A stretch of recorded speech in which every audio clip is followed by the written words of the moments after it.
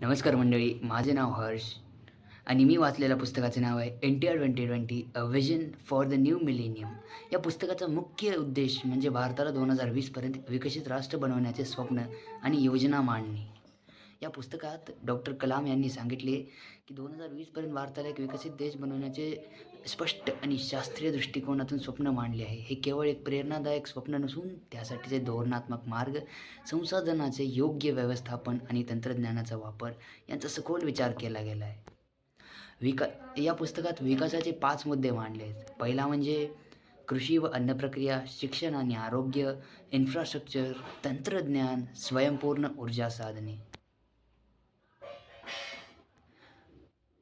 या पुस्तकात शिक्षण व युवक याच्या अंतर्गत कलाम यांचे म्हणणे होते की भारतातील तरुण हीच खरी ताकद आहे. त्यांना दर्जेदार शिक्षण दिलं पाहिजे व संधी दिल्यास ते भारताचा चेहरामोहरा बदलू शकतात. भारताचे हे स्वप्न 2020 सालचा भारत साक्षर, तंत्रज्ञानक्षम, पर्यावरणपूरक आणि समृद्ध, सुरक्षित व आत्मनिर्भर असेल, असे त्यांचे स्वप्न होते.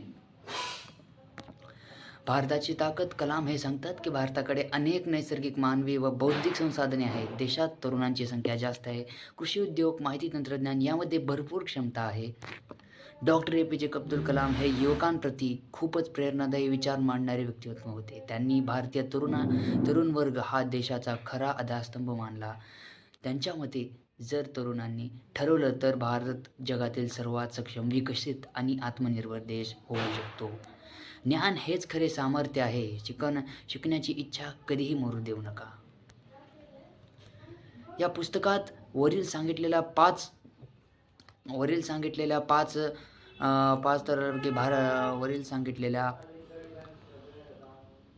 पाच मुख्य क्षेत्रांबद्दल सविस्तर अशी माहिती दिलेली आहे आणि हे पुस्तक डॉक्टर APJ अब्दुल कलाम यांनी लिहिलेलं आहे.